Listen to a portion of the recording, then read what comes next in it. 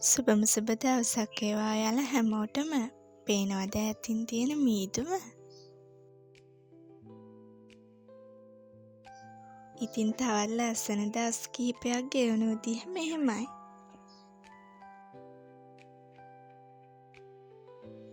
ඉතින් මම පුංචි ගමනක් යන ගමන් තමයි මේ ඉන්නේ. ඉතින් ඒ යන අතරතුරේ මෙයාගේ කෝලම් බලන්නකෝ. ගිහිල්ලා අඹ තියනවා දැක්ක.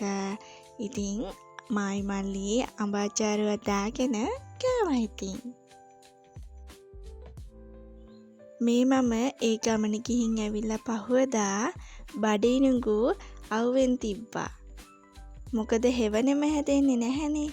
මං තවන් දාලා දාසේ කවරවල හිටෝල සති 3ක් හෙවනෙන් තිබ්බා. බඩිරුම් කියන්නේ අවුවට හරිම කැමති ශාකයක්. අවුව වැටෙන තැනක හොඳට හැදෙනවා මේ ශාකේ.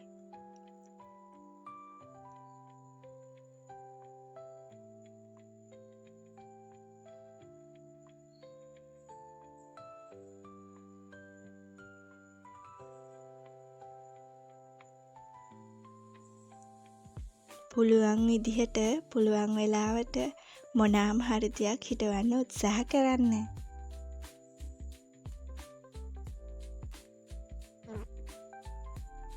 ඒ විදිහට මං තැනින් තැන වෙනස් කර දාසේ කරුවල හිටපු බඩිරුඟු ඔන්න ඔය විදිහට තිබ්බා. මගේ මාළු මිරිස් පැල 20ක් තිබුණා. ඒ 20න් 10ක්ම නැති වුණා. මැරිලා ගියා. හැදුන් නැතුව තිබුණා. ඉතින් මං ඒව ඉවත් කළා. හරියටම මගේ පැල 10යි දැන් මාළු මිරිස් පැල තියෙන්නේ. ඉතින් ඉතිරි හිස් දාසේ කවර 10 මම මේ හදන්නේ දල බණ්ඩක්ක හිටවන්න. මේ දල බණ්ඩක්කන් මම තවන් දාලා තිබිලා තමා මේ දාසේ කවරවල හිටවන්නේ. කවරවල හිටවද්දී ඒ පැකට් එකේ තියෙන මුල් ටික පොඩ්ඩක් බුරුල් කරලා හිටවන්න ඕනේ. මේ මං හිටවන්නේ උදෑසන වරුවක. මොකද පැලයක් හිටවද්දී අපි අවුව තියෙන වෙලාවක කොයිම වෙලේවක්වත් හිටවන්නේ නෑනේ. පැලයක් හිටවනවා නම් උදේ වරුවේ හරි හවස් වරුවේ හරි අවුව පොඩ්ඩක් අඩු වෙලාවක තමයි හිටවන්නේ. මම නම් අමතක නොකර පැලයක් හිටවලා වතුර දානවා. මාළු මිරිස් පැල ටිකෙත් පස පොඩ්ඩක් බුරුල් කළා. බලන්නකෝ ඒවා මලුත් පිපිලා.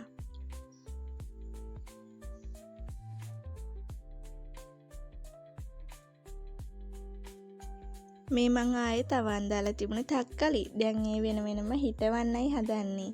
එතකොට මට බලා ගන්න වතුර දාන්න පොඩ දාන්න හරිම ලේසි. එතකොට මට කරන්න තියෙන්නේ අවසානයේදී දාසේ කවුරු වලට හරි හාල්ලුර වලට හරි පොර පුරලා හිටවන එක විතරනේ. බණ්ඩක්ක කරල් කිහිපයක් තිබුණා. ඉතින් ඒකත් මං කඩා ගත්තා. ඒව නම් මෝරලා දැන්. ඒ බණ්ඩක්ක ගස් දැන් වැටෙන්න වගේ තියෙන. ඒ කියන්නේ හුළඟට වැස්සට වැඩි දවස් වලට ඕවා පාත් වෙලා වගේ තියෙන. ඒ නිසා ඒවටත් ආධාරක ගහන්න ඕනේ.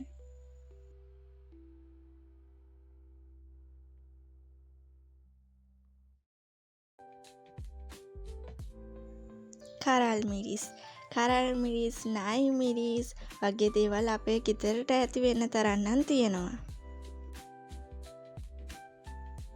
බලන්නකෝ අපිම හදලා අපිම බලාගෙන පොර දාලා ඉතින් අපිට එකෙන් අවසානයේදී පළදාවකුත් ලැබෙනවනේ. ඉතින් ඒකෙදි ලැබෙන සතුට කොච්චරද බලන්නකෝ.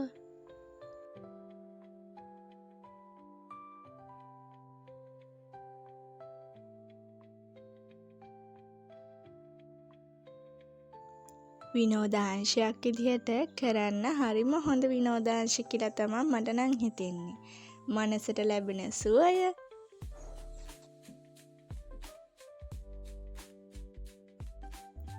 නයි මිරිස් වගාව නම් දැන් වාණිජ මට්ටමින් ගොඩක් අය කරනවා.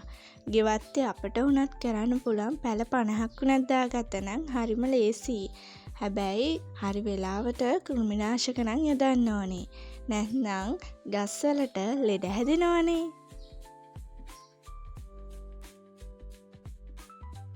ඉතින් ඔය තියෙන්නේ අද දවසේදී මම ලබාගත්ත ඵලදාව. මං කිව්වනේ මේ ගස් ටිකටත් ආදාරක් ගහන්න ඕනේ කියලා.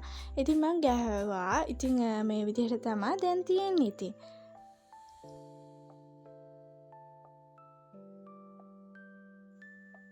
පතෝල නම් සෑහෙන්න තියෙනවා.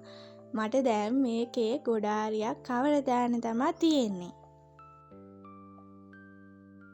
මේ පේනවනේ තැනින් තැන චූටියට ඇවිලා තියෙන පතෝල කරල්. මේවට දැම්මම ගල් ගැට ගහලා ඉවර වෙලා පොලිතින් එකක් දාන්න ඕනේ. නැත්නම් කරල් විදින මැස්ස ඇවිල්ලා මේ ඔක්කොම කරල් ටික විනාශ කරනවා.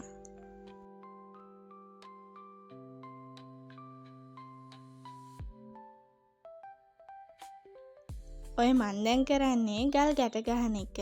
ඉතින් ඒක මං වීඩියෝ වල දැකලා අපේ ගෙදර කලිනුත් තිබිලා අපිත් කරා ගල් ගැට ගහලා ඉවරලා කවර දාලා තමයි එහෙම කරේ.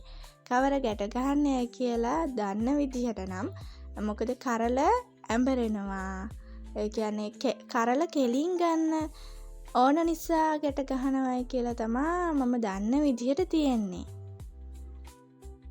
ඊට පස්සේ මං ඔන්න කැටපෝරත් යොදලා මෙතන මිරිස් පැල ටිකක් තියෙනවා. මං ඒවා වෙන වෙනම පොඩි පැකට් වල හිටෙව්වා. එතකොට ලේසියෙන් ඒක හැදෙනවනේ.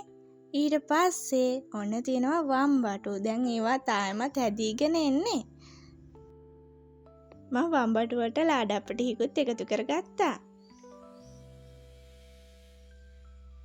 මේ දැන් මං කරන්නේ අර තිබුණයි කිව්වේ මාළු මිරිස් පැල 10 පොඩ්ඩක් කෙලින් ගැට ගහලා තියාගන්න ඕනේ ආධාරකයක් සපේලා. ඒ ගස් 10 විතරනේ තියෙන්නේ. ඉතින් මගේ වීඩියෝ එක හොඳයි නම් ලයික් එකක් දාන්න. බයි බයි.